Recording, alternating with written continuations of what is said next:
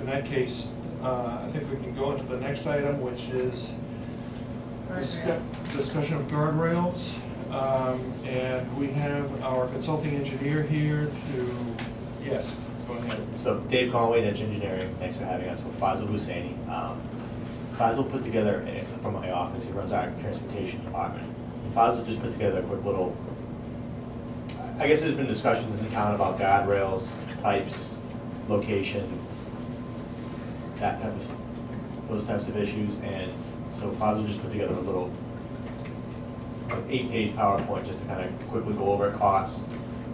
Basically just give you guys a quick little primer on it, and then just to facilitate this discussion and maybe, thoughts on like next steps, or, it might even just be just an edification on your own sake, so you can continue discussion with other boards, other town agencies and things like that, so. Okay, great. This is guardrails 101. Yes. Okay.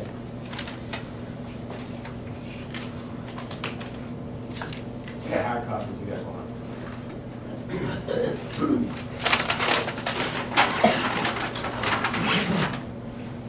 Anyone wants? Great.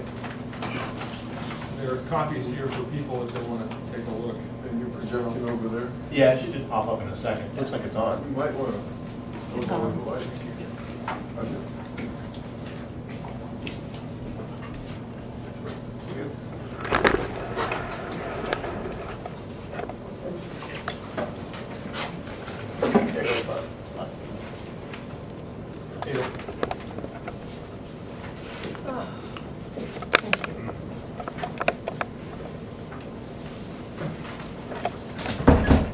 Well,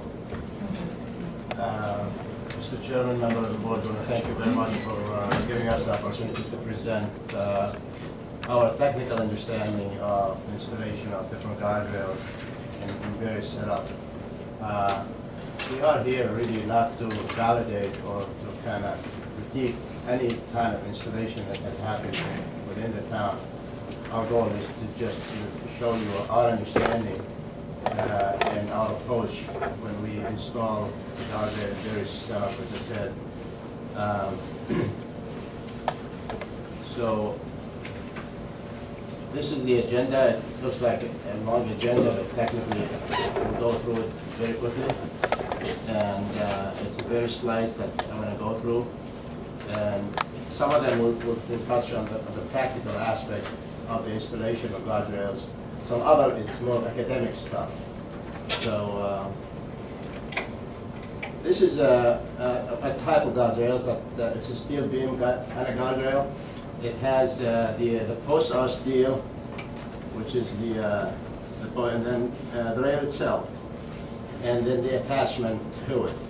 So in the picture here, you can see that the rail itself is attached directly to the post, which is bolted in, and then down below on the left side for the what we call W-beam post type installation, there is what we call a spacer or a block, and that spacer or block can be made of composite material. It can be made of wood, or any type of material or it can be some sort of rubber type material.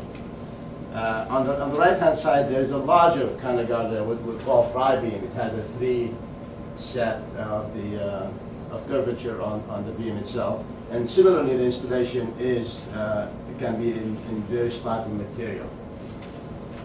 When do you need a block? Huh? When do you need a block versus not having a block?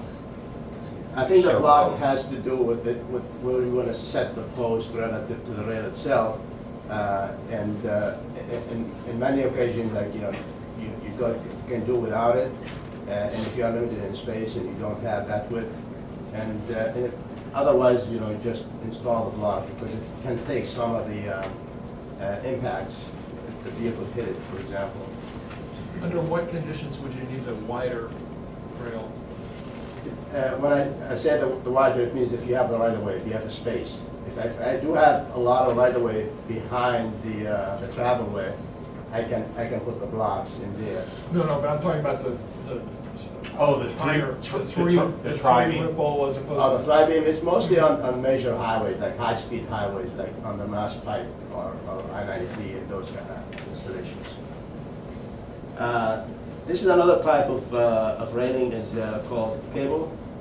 And those cables, you see them on high-speed highways as well, like Route 128, for example. And they put them typically in the median, because the median is so wide, they put it right in the center of the median. It's just for a runaway car. If somebody got off the road, then they don't go to the other side of the highway. We put those cable railing in the median. Again, this is the kind of application that does not apply to a local street, for example, or Scenic Road, definitely. But just to give you an idea what type of railing we use. This is a wooden type application, a wood railing. And this is kind of looking from the front of the rail. The posts are wood, and the railing are wood. Or you can have a combination of where the post is steel, and then the railing can be wood. So you can mix and match. This is the back of the railing. If you look at the back of it, there is the rail itself. And there is also a steel plate behind it. And that steel basically to handle the impacts of the vehicle, and so the rail can be stronger, and the value of the deflection, what we call it, the pushback on the rail will be minimized.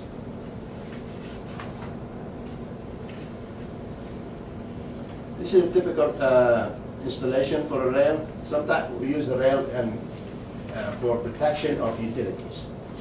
You have, a utility pole, you have a hydrant, you have other type of utilities, and you want to protect them, and then so you can use railing. And just to indicate that, similar to any other traffic control, guardrail will be subject to validation and to have some sort of warrants. And what we call by warrants is like the installation will meet certain criteria. Similar to traffic lights. Exactly, like traffic signal, for example, stop sign, and we tend to use some guides that this is the Federal Highway Administration published this guide, and within it there are some tables that give us those values. So we take the volume of traffic as one item to look at, the speed of the traffic, definitely speed in those situations is very critical. And then also the alignment of the highway itself, or the roadway. So there are a lot of information, and within it there's other manual too that we use. And all these are published by Federal Highway Administration, and MassDOT does adopt the same type of criteria, and other municipalities, they do that. So similar to like, we had these discussions a bunch of times, thinking like Mass Broken Stone, where there were discussions about putting lights in, like a traffic light somewhere. And the traffic engineer would have the discussion, Bob Michaud would say, you just can't have a traffic light. If it doesn't warrant it, if it doesn't meet the warrant for a traffic light, because then that becomes a hazard. Similar with the guardrails, there's warrants for where they would be installed, or requirements for where they would, or they maybe less of the hazard than more unnecessary cost.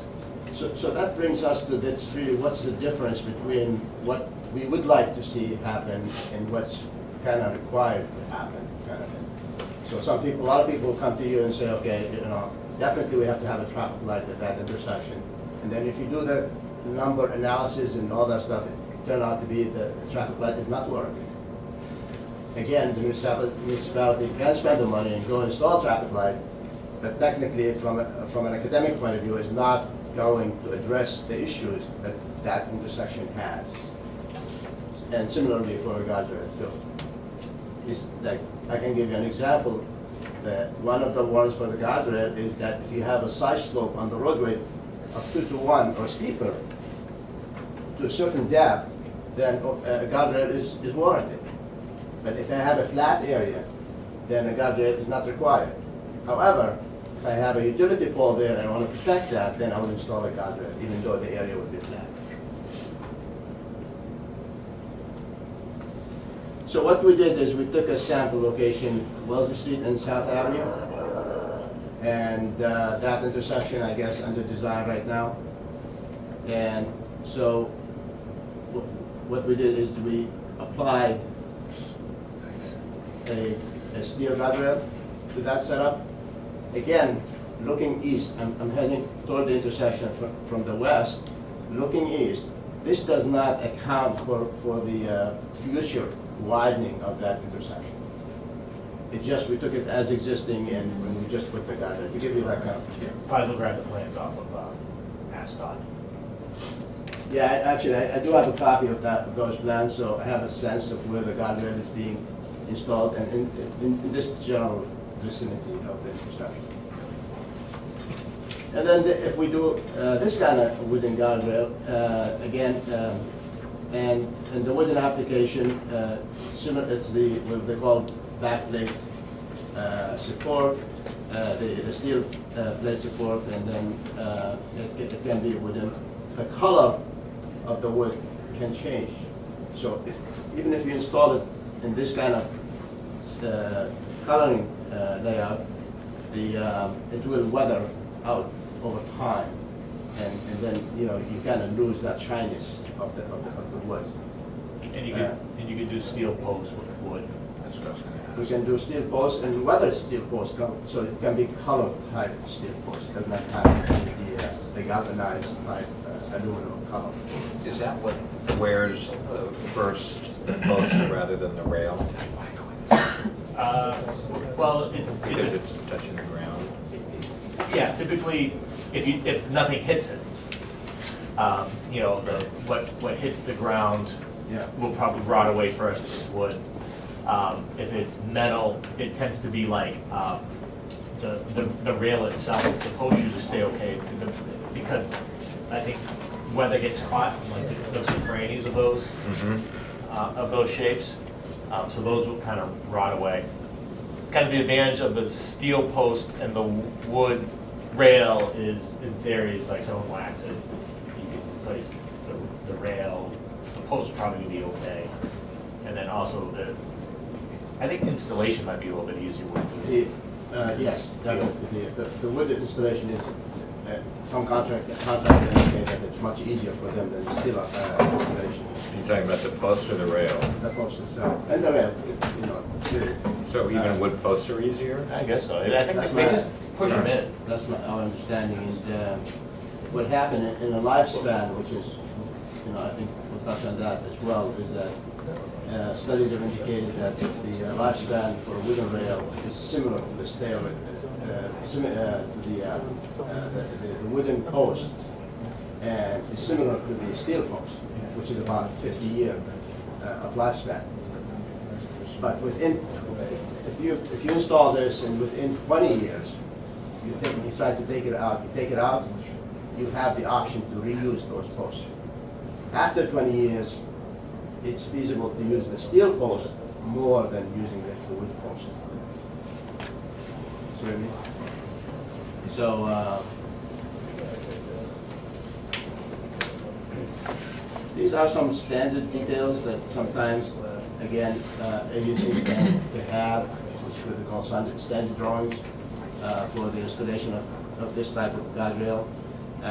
This is published by the U.S. Department of Transportation, Federal Highway Administration, and it shows the installation of a wooden guardrail. So this is the wooden rail, and there's the steel plate, which is this plate in here. It goes behind it, and then whenever you have a joint between the two rails, then we add what they call steel splice plate. And the steel splice plate will look like this. So this kind of piece, it goes in the back. It has small screws that attach the back plate has small screws that goes into the wood, like this one, and then the splice plate would have bolts that goes through the entire thing and through it. This is the kind of the end treatment or the terminal section of the rail, how it comes from the full height to the down to zero, with flush with the ground. And those are standard details as well. This is the life cycle cost model done by Wisconsin DOT. So if you go through all these numbers, and then you look at the bottom, and it tells you that really the cost for maintaining a wooden railing is cheaper than the maintenance of a steel one. So the cost down per mile per year is about $1,270 for the treated wood. And then for the steel, it's about $22.83. And wood is also like half the price? The initial cost of $27,000 versus the $49,000? This is not the installation itself, and again, this is the assembly Just the life per cycle. mile of the rail, yes. It's they show it as being almost half of the price of the steel. However, this kind of wood installation does not, I don't think it has the steel backplate to it, or the steel support, which is required, again, by MassDOT and the Federal Highway. But we did our estimate, kind of breakdown estimate, and we technically came up with the wood being a higher cost than the steel. And if you look at the 100-foot linear foot of rail, the steel cost about $2,000. The wood will cost about $2,500. This is just for the rail itself. And for the post, for 100 feet, we need about 17 wooden posts. And that's about the same cost we use. And here we're comparing kind of if we installed it on wood, not steel. Even the steel guardrail you're installing on wood posts? That's what we're estimating here, to compare that, trying to be as close to the same thing. And then we are adding blocks to it, again, 25, 225, 225. The difference is the 100 linear feet of steel backplates and other accessories like the bolts and everything else. And that's going to add another $1,500 to the cost of the 100 feet of rail. But So on a per mile cost, this adds up, I guess is a good point. But your typical assemblies are gonna be 60 feet long, right? Or if you redo an intersection, you'll have a 40-foot section here, 30-foot section there, a 40-foot section there. So, total delta price is gonna be $3,000 for that intersection or something, which will be over 50, which is initial cost. And but doesn't then the include life cycle maintenance. cost is less. And the life cycle cost is less, so it, I guess, pointing it out, like, you guys are the Mass DOT and you're looking at this and you're gonna put in, 1,000 miles of the stuff, but, down on the micro scale, you're all what you would call the same ballpark. The bottom line comes down to really the contractor bidding on the job. It depends on the time. Sometimes you get bids that are very low, are reasonable, are within your estimate. Sometimes you get very high bids compared to your estimate. The reason being is based on demand and supply. We have seen both sides. Sometimes, as an engineer, if we do an estimate, and we would like to be in the middle of the range of bids. Sometimes we are in the lowest, much lower. And then if we are lower by 10% or more, we are being asked to justify why our kind of itemized cost is much lower than the contractor's bid. And so these numbers, again, will come down to the contractor's bidding on the job. And if the job is small, you're going to see spikes in price. If the job is large, then the prices are lower. And then again, taking the unit bid price from the MassDOT does install, have large installations. So what would it be for a total steel guardrail with steel posts and those rubber blocks? Because I think that's what we tend to use currently. So I think that's probably what we would want to compare, like the steel with the rubber blocks versus. I think I'll compare it to the same range as the $3,600, similar to this. I mean, Okay. the cost for the post is almost very close, not off. And And then similarly, I mean, as I said, for the wooden one, because of the back plates and other steel accessories tend to be on the higher side. Now, what about longevity? Are they both going to last 50 years, or is the wooden one going to last Yes. 25 years? Based on the, again, on the studies that we've done, is the 50-year is for both. They should last for 50 years. However, and why is the ongoing maintenance is cheaper for the wood? Because if a wooden rail was hit, you don't damage the wooden rail. The steel rail, regardless of the hit, if it's too small, you kind of bend the rail. It bends very quickly, and then you need to replace it. Given that you're going to replace it, and that's what the cost take into account. You're going to replace it. So that's why the ongoing maintenance of the wooden rail is much less than the long-term maintenance of the steel rail. And both of these meet the same criteria, and they're both appropriate for our little country roads? Yeah, that's kind of the baseline, is like, you know, these are all approved systems. And the question is why would we install steel railing, given that the job is done by MassDOT? That's MassDOT standards, so the standards were followed. And then a lot of towns sometimes, they do have their own requirements or standards. For example, there are towns that they have those ornamental mast arms for the traffic lights, and they have standard details that they want them that way. I've done a job recently in Winchester, used to require those. And then MassDOT said, you know, they were accommodating, and they would say that, okay, you know, you just pay the difference. In projects that are funded by MassDOT, the form of the design, the specifications, and the estimate is very important to the people who review it. And part of that form is using bid items, and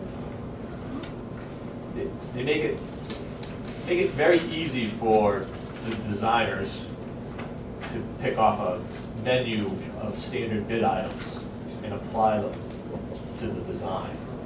And it's much more effort to pick off an item that isn't on the menu, or is just a slight variation of what is on the menu. So that's a lot of what drives MassDOT designs as well. But most of our roads are not state roads. But they get funded by, some of these improvements get funded by Mass Highway. So a lot of times, they have a local roads program. And so every once in a while, Weston will say, we want to redo this intersection, or it's some local road. And MassDOT said, we will fund the design of the construction, but it has to be done to our standards before we review it and we'll do it. Or sometimes, The wood is to their standards. or sometimes you will fund the design and they will pay for the construction. But let's say you have a high hazard location, a lot of accident in an intersection, you want to rebuild that, widen it, do a lot of construction. You would have it on the TIP program, so you apply for it. And then the end game would be, you pay for the design, you design the whole thing, and then they would pay for the construction. However, you're subject to their requirements in terms of dimensions, in terms of the installations, what type of material you install. And as I said, when you say, okay, no, we have different type of material we want to use, that's fine. We compare the cost, and if there's differential cost, then you pay the difference, and then we'll be fine. You continue that way. So they would accept the wood. Right. Sure. But I don't want to undersell that. If it's off their reservation a little bit, so it might be a completely approved system by the Federal Highway Administration and perfectly fine and legal to be put in, but Mass Highway spec people haven't quite caught up. It is much easier for the design. It's much more of a path of least resistance to grab the item that is always used and to put it into your design. These designs go through MassDOT, they get reviewed, and like laser beams, they go to things that are slightly different. And also, I mean, not to say that they would not find something different, they definitely, through discussion with them, you know, they will tell you their approach and what they would do and what they don't do to some extent. I mean, I wouldn't take it like an umbrella kind of decision and say, okay, no, we don't do any of that stuff. So they're very accommodating, and they will be, you know, they will listen, they will discuss, and you know, participation is. And what really helps that discussion is if the town says, this is our standard, and we know it's X or Y different, we know it's okay, but that really moves that discussion along, other than, why are you doing this? Someone, you know, like, where'd you pull this out of? You know, I ran into someone downtown, you know, any of that. So Betsy, you don't know if the guardrails that have been installed on Church Street or elsewhere in the past I don't couple of know years, what if the they've been rule- paid for by the state, do you? I know there were some on South Ave that were apparently paid for by the state. The But that's other also a ones- state. The other ones I do not know. It's interesting, the ones And I on- do not know what considerations were made, what the warrants were. But we'll have to find out. The ones that I've noticed on South Ave right now are actually core 10. They're actually core 10 guardrails. Just to make a comment, I mean, I know the one, it's interesting that the example that you gave is the intersection of Route 30 and Wellesley Street, which was designed by the town engineers and their consultants for the town. But I believe the construction is being paid for under the TIF system. And the rail that has been shown on the drawings is your first example, a long length of galvanized steel rail. So this is exactly, this is a case in point. It's actually current. And for me, I think the difference between the appearance of the two is striking. And I think it would be even more striking when the wooden rail had a chance to weather.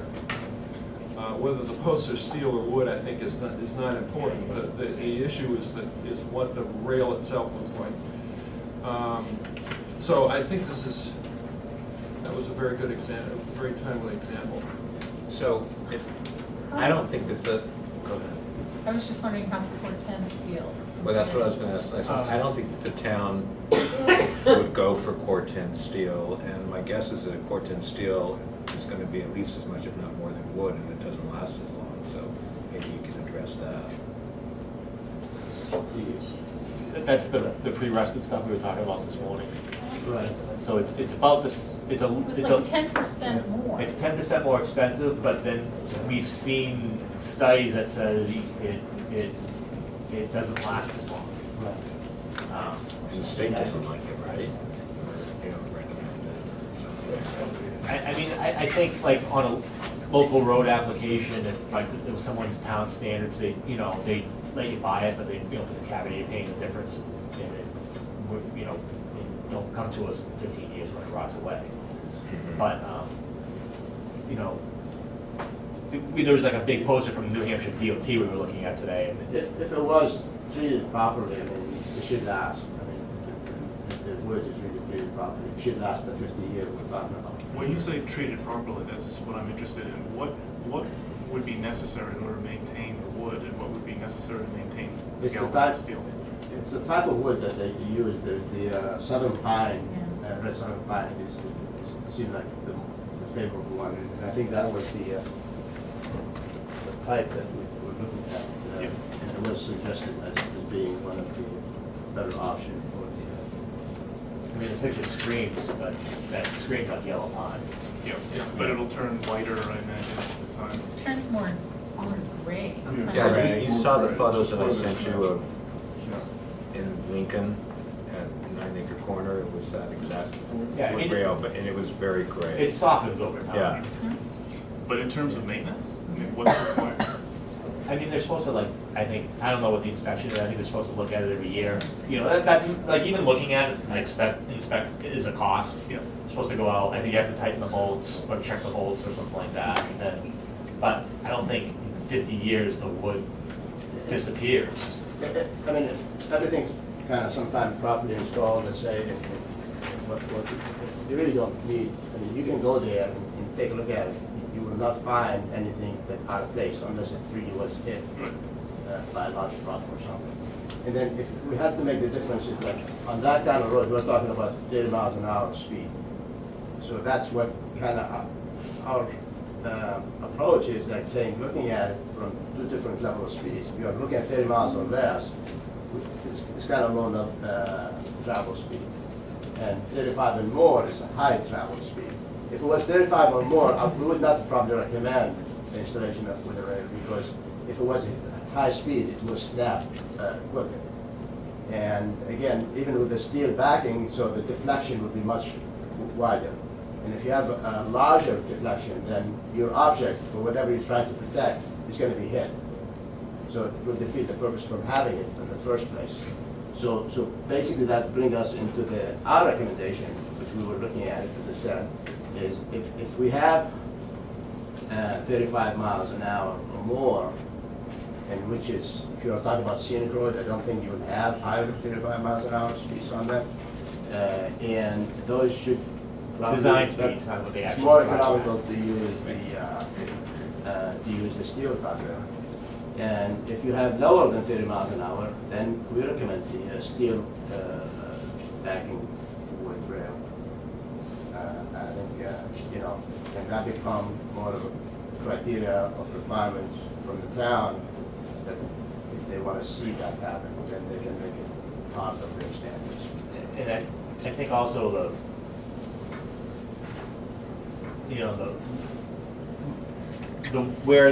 looking at where it's warranted too, needs to, on these projects, you might want to also look at that. Sometimes it's as simple as, the designer needs more survey to make a good determination about like drop off.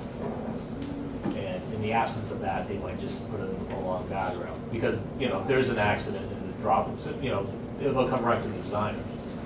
But maybe, it's as simple as a wider right-of-way survey of the intersections or something like that, to realize like it's only a 4-foot drop off and it's at a 3-to-1 slope, you can get by without it if you really want to, or, is there a sidewalk there or pedestrians or what, so. And there are standards for that? Yeah. Just like the lights, just like, so many vehicle turns at this, this type of movement, we're born a light, that type of thing. It's, here it's more geometry. I think there is a catch-all though, isn't there? Like again, it's not like lights where if you don't meet the warrants, you really shouldn't put them in. These are put in properly, you could line your whole town with them if you wanted to, but, And like everything in engineering, we always, I might not jump up at UMass Law and teach students. And the first thing I'll tell them in engineering, basically, you have really 30% that are technical, where you can use the manuals and do an analysis and everything. And 70% is really judgment, is based on experience, based on your exposure to the type of technologies that you can use. So really, common sense sometimes plays a major role, and that's why we have this public process sometimes, is that the people or the users who really are in the area, they understand the problem more than somebody like myself coming in and say, okay, this is the solution.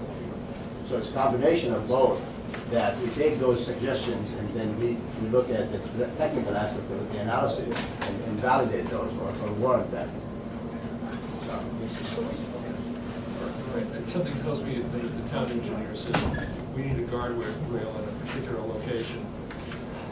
Yeah, That's where we need the guardrail. right. I mean, I wouldn't even say that. It's just the drama of how these projects happen. It's out-of-town consultant working for the DPW, but really working for the MassDOT, and kind of trying to navigate this narrow path of a couple different bosses and wanting, engineers are cautious, like I said, in some places it might be the absence of just, 10 more feet of survey, but if they don't have that, basically, I remember that dropping off pretty good. Put a guardrail there, so not that no one ever comes at us for, Right. Okay. Are there any other questions from the board at all? Betsy? Anything? When David and I were looking at doing a little research on it earlier for the board's request, one of the things I found out was that the state of Connecticut uses Corten on all of its rural roads. And they know it's more expensive, but they think it blends in better, and they've just made the policy decision to use Corten, even though they know it's going to be more expensive.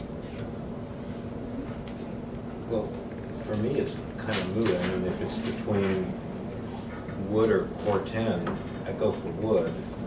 And it lasts, it sounds like it lasts a lot longer. It's probably less expensive than Corten, but it certainly, won't need to be replaced as often. And a lot of people in our town don't like Corten, so it kind of seems Well, like. I'm not sure. I mean, I think we need to get better information on that. I don't hear a great outcry in favor of galvanized either. So I'd like to get a sense of the level of sentiment about the Corten versus the galvanized before I made a blanket statement that a lot of people don't like Corten.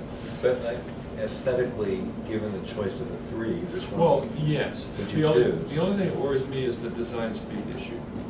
Right, but then maybe on the state roads, always you use. Then that's where the Corten Yes, versus exactly. galvanized might come into play. But there are, if we had to live with the galvanized on those roads, there are a lot fewer of those roads than there are. There are fewer of them, but more people travel. Yeah, that's true. Yes, your comments from the audience. Yes. Yeah. First of all, I have a question. Did I understand you correctly to say that when you have the steel backing on the wood, that doesn't last as long as the steel alone? In this steel there? No. The steel backing is really provide additional strength to the rail. Is it as No. good as steel by itself? Oh, yeah, it's very Okay. good. And then my other comment, which is wild, is if you just installed the steel galvanized and had a decorative, non-load bearing, if you like, because I don't know the technical word, would, like a facing almost, I don't know how you install it, that's not my problem. But for the appearance, and it doesn't, because it's not load bearing in any way, it doesn't have to meet any standard of, ability to absorb car or impact or whatever, but it satisfies the problem of appearance. And exactly, I know what you, because you've said this in previous meetings, Route 30 in particular, this long stretch of this bright galvanized steel is annoying. It's not pleasant. It's a scenic road. I drive down Church Street sometime. Right. But I mean, Route 30 is a state road, right? Right. So that's kind of a different part of the argument. But I guess I just wanted to throw in the idea, unless everybody's already thought of it and thrown it away, of just putting a decorative facing, which being purely decorative can't be that expensive, I'm guessing, since you don't have to meet standards of stability or strength or anything like that. Wasn't that an issue? Isn't there an issue though that if you do that and somebody hits it, then it can splinter? It does, because what happened is the shape of the rail, the steel rail now, and if you try to put something on it, it has to follow the same shape. And then you have a material, basically a project that has to be built only for you to use it. And that can be, economically, it's very expensive. Yeah, it'll be- And then yeah. it will not withstand any kind of impact, so it will not If break it has very- to follow that W shape, then it's a Sure. loser. I thought if it was just something that was Like a box. facing, that it would not necessarily be rigid enough to splinter, it would just sort of fall apart, especially if it were something like some vinyl product possibly, or even something lightweight, but weather-worthy. Go to the boat industry or something. That, very lightweight and is not lethal when it's hit. Some people will indicate that use the thin wood, you know, just put a piece of wood there. But those are not crash worthy per se, so they don't take the impacts. And the minute they are hit, even by a snowplow, they can break. So that's and then become kind of a maintenance nightmare per se, you know. Yes. Yeah, just the wooden posts come with those reflective cups on them, like the ones that are in the yellow lines on the roadways. Some years ago, when I was driving in Germany, on secondary roads, we were impressed by the fact that as you came to each little village, they had like, you know, the wooden guardrails, but they had these little like cups or whatever you call it, but in rainy or snowy weather or at night, your headlights picked them up and it sort of guided you right in. Yes. And it seemed to me that that's a really good safety feature. Yeah, you can add reflectors to any type of barriers. Like sometimes if you are in a construction zone, for example, they put those barriers to delineate that you have the white on the right-hand side, you have the yellow on the left-hand side, just to indicate to you that you are going in the right direction. And those are separate items can be added to the, it's not part of. I had one other question too. I noticed that the wood on the wooden ones is very light. Now, I'm originally from Long Island, where there's miles and miles of roadways and parkways with wooden guardrails, and they're always dark, like telephone poles. And I noticed on the Merritt Parkway, just a few weeks ago, that they're doing a lot of replacement and replanting along it, but they're replacing it with the wooden ones, but they're dark. They're not like the light ones in this picture. And that's a highway. Yeah, and to indicate that our display is really more of a sample, but you can change, you can get different colors, and that's one of the things that if the town decide to have their own standard, they can establish what colors they want it, and then the contractor will abide by those requirements. The other thing in terms of the specific product, if you are bidding a product part of MassDOT process, they will not allow us to specify a product. We have to always make it a generic type specification, so the opportunity is for more bidders to step forward. And then because the process is so low bid, so you can end up with anybody putting in a product. As long as it meets a certain criteria or specification. You can specify proprietary items if you can demonstrate that those are absolutely unique Right. and appropriate for the application. So just to clarify on that. Yes, sir. If I could add my 2 cents for Corten. Corten is used to basically support the expressway that comes into downtown Boston. That was put up 30 years ago. So just basically saying maybe we shouldn't use Corten. I think we're missing an opportunity to do something that's more appropriate visually for our town, because most of the small roadways we look at a brown background more months of the year than we do at anything else. And I think people look at rust as just thinking, oh, rust is horrible. But it really blends in extremely well on the small rural roads. And they've just installed Corten guardrail on the railroad bridge reconstruction that they did on Marion. Right. So Right. I think more and more people are coming to the realization that may be an option. I Take mean, serious I think consideration. we need to, before we just accept a truism that people prefer the galvanized, I think we need to Yeah. try to poll people and find out where the dividing line is. I think what we'll find is that more people would like the rail that blends in than the one that doesn't, but. I didn't say people prefer galvanized. No, I'm What I sorry. said is that people don't like Corten. Oh. I mean, that's the impression that we've been given, at least by We've been given that impression. selectmen and But what I want to do is people. confirm that. Right, no, I understand, but I would say that most people in town would, given the choice between galvanized or wood, certainly choose wood. I think so. Also, do you understand that the selectmen listened to the director of the DPW on his little study, a poll, I guess, of different towns in the area of what they've done guardrail-wise and what they found costs to be, and it's just a poll of his peers, and the selectmen kind of thought that, based on his input, that the wood guardrails were turning out much more expensive, depending on whatever information he got. And the Corten and the galvanized we're fairly close. As Betsy said, maybe the court tends to 10% uptick in initial cost, and the maintenance wasn't anymore. And they were leaning toward thinking that either core 10 or steel would make it more expensive than they want to consider. Again, it's just a poll of what they're finding in the area. Interestingly, it's a trade-off, because it turns out that the wood rails that meet the Mass Highway standards, DOT standards, cost more. But I think it works out, it looked like it worked out to about 40% more. But the long-term maintenance costs are lower. And so the question is whether those are real numbers, Yep. and whether they balance out. Correct. Yeah, the amount of money you spend to own it over its life is what's going to be the most important, so. Yeah. I completely agree. And I, for one, can really appreciate the fact that anything we use has to comply with standard regulations, because if we do anything that's out of the ordinary and not one of the standard details, and somebody unfortunately gets injured, we have a liability issue because we didn't comply with standards. So trying to manufacture something is always really difficult and a potential risk that we'd like to avoid. So. Right. Anybody else? Comments?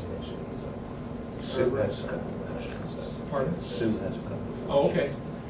The first one is, We have an absent planning board member who's here and remotely. she says hello.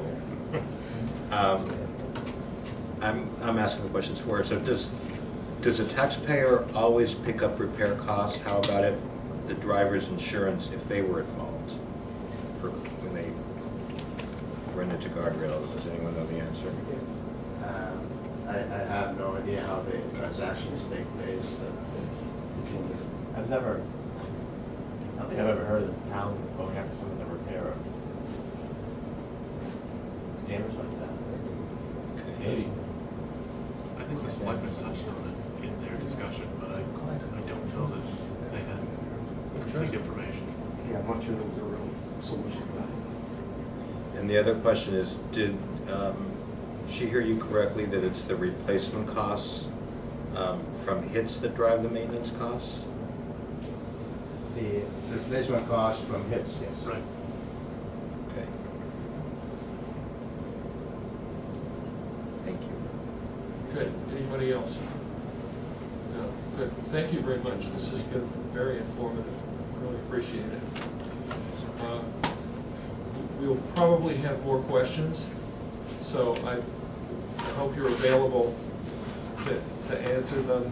We can run them through Dave. Sure. By the time going anyway. Thank you. Thank you. Now, there's a public hearing scheduled for next week, Brown Street. Yeah. Steve Clark doesn't have the last comments. So we just want to continue that Yeah, to what to date? March 18th at 8 p.m. Okay, March 18th? Yeah. Okay. And that's Good. scheduled for 7:45. Yeah. That only puts us an